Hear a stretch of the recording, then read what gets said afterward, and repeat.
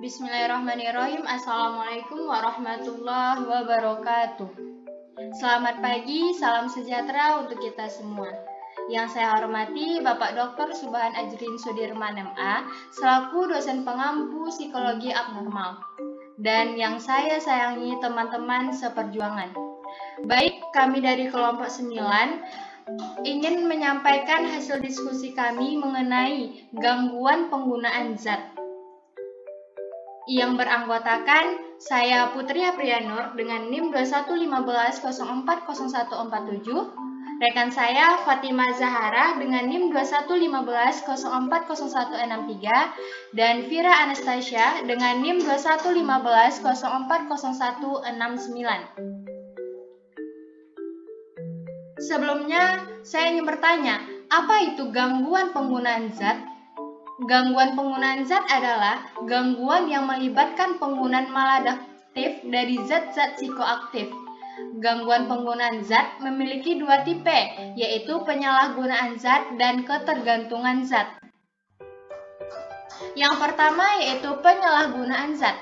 Penyalahgunaan zat diartikan sebagai penggunaan zat psikoaktif secara terus-menerus walaupun mengetahui akibat negatifnya, seperti masalah sosial, pekerjaan, dan kesehatan.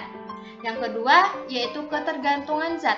Ketergantungan zat dicirikan sebagai adanya gangguan pada kendali terhadap penggunaan zat psikoaktif dan sering ditandai dengan ketergantungan fisiologis. Jika ketergantungan zat ini semakin parah, maka akan memunculkan gejala sindrom putus asa, toleransi, dan penggunaan kompulsif dari suatu zat. Yang pertama yaitu narkoba.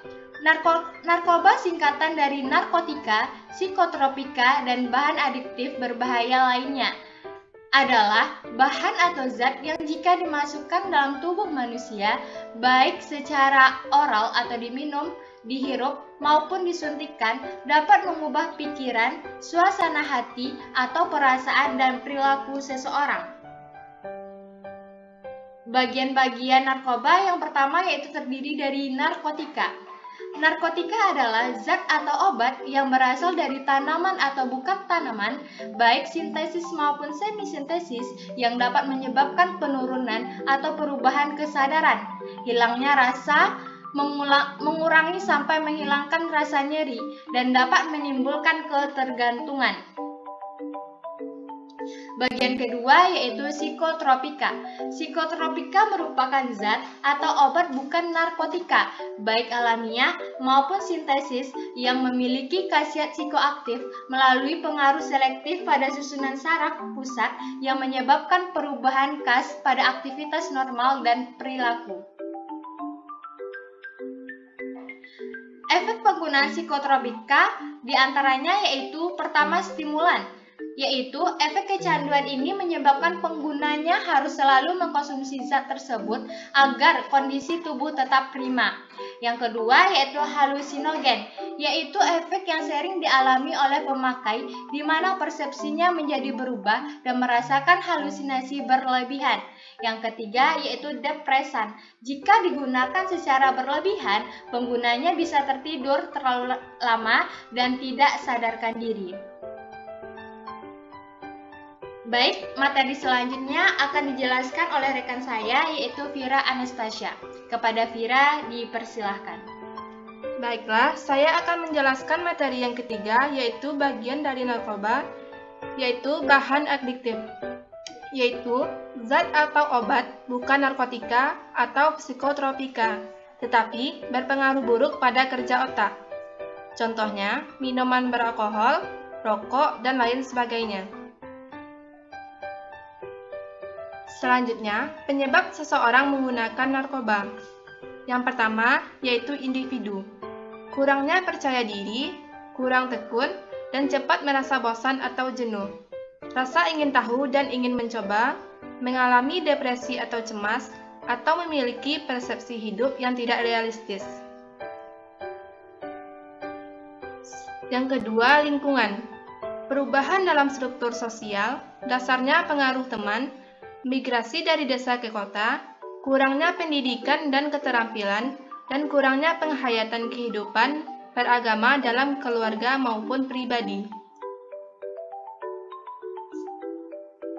Selanjutnya yaitu penanganan penggunaan narkoba. Ada 3 penanganan. Yang pertama, memberikan edukasi tentang bahaya penggunaan narkoba yang dirancang untuk memberikan pengetahuan tentang narkoba, mengubah sikap terhadap penyalahgunaan narkoba, serta perilaku menjauhi perbuatan penyalahgunaan narkoba. Yang kedua, memberikan informasi yang benar tentang narkoba dan pencegahannya, sehingga masyarakat tidak asing dengan narkoba. Yang ketiga, memberikan aktivitas yang bermanfaat dengan tujuan mengalihkan perhatian dan pikiran dari narkoba. Selanjutnya, jenis-jenis penyalahgunaan zat. Yang pertama yaitu alkohol. Pola konsumsi alkohol yang berlebihan bisa menimbulkan masalah serius pada kesehatan dan kehidupan sosial seseorang. Ada beberapa gejala kecanduan alkohol, antara lain, yang pertama perubahan emosi, seperti depresi dan kelesuan. Yang kedua, menghindari kontak dengan orang terdekat. Yang ketiga, bicara yang melantur. Yang keempat, keseimbangan yang buruk dan kecanggungan. Yang kelima, refleks yang terlambat. Yang keenam, tremor pada pagi hari setelah minum. Yang ketujuh, kehilangan ingatan setelah minum-minum. Dan selanjutnya, gejala sakau saat tidak minum seperti gemetar, mual, dan muntah.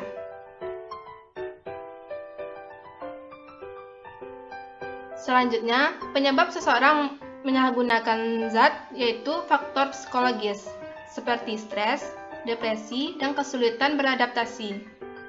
Yang kedua, faktor sosial, seperti dorongan dari orang lain untuk minum alkohol, serta ketersediaan alkohol di sekitar.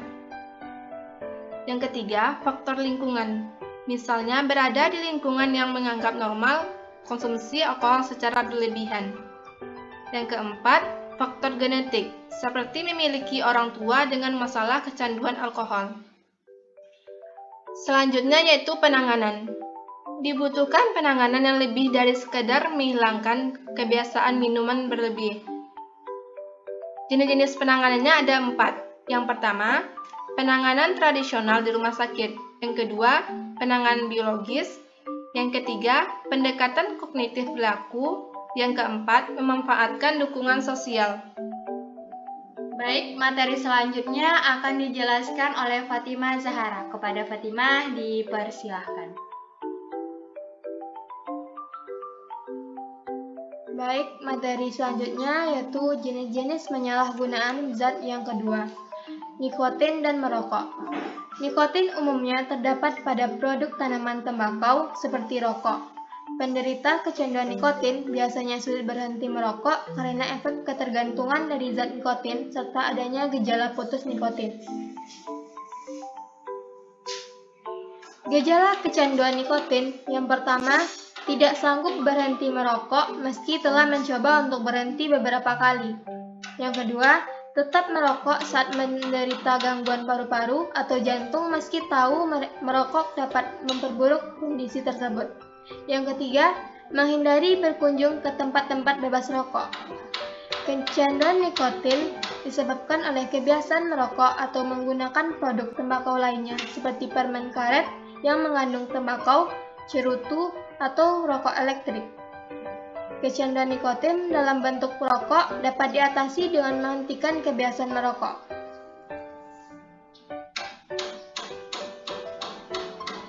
Jenis-jenis penyalahgunaan zat yang ketiga, stimulan.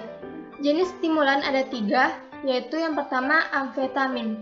Amfetamin adalah kelompok obat yang merangsang sistem saraf pusat yang mempengaruhi korteks otak untuk meningkatkan kegiatan psikis sehingga dapat menghilangkan kelelahan dan rasa kantuk. Amfetamina atau AP menyebabkan penyalahguna menjadi ketergantungan, halusinasi, dan perubahan kepribadian.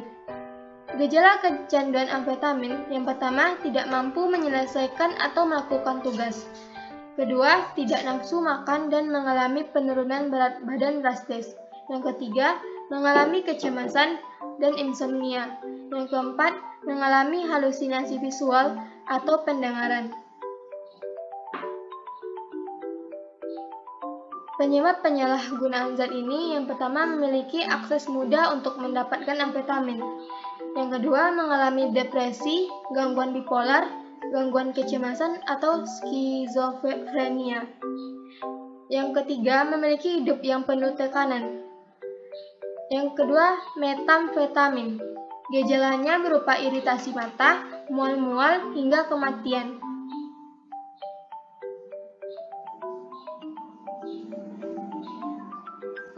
Yang ketiga kokain.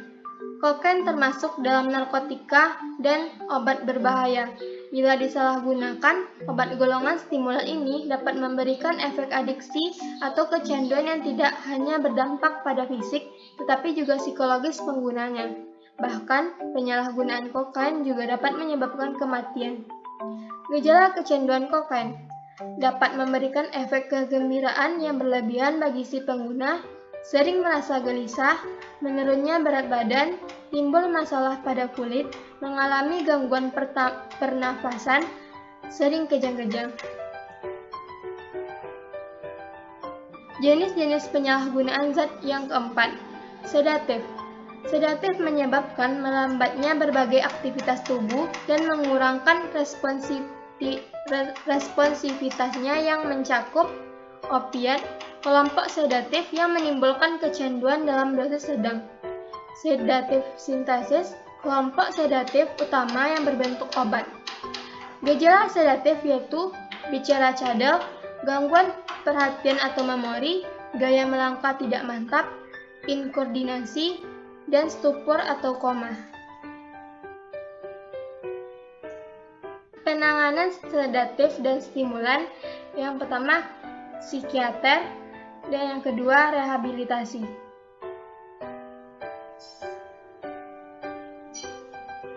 Baik, itulah materi dari kelompok kami. Semoga apa yang kami sampaikan dapat bermanfaat bagi kita semua. Saya akhiri. Wabillahi taufiq wal hidayah. Assalamualaikum warahmatullahi wabarakatuh.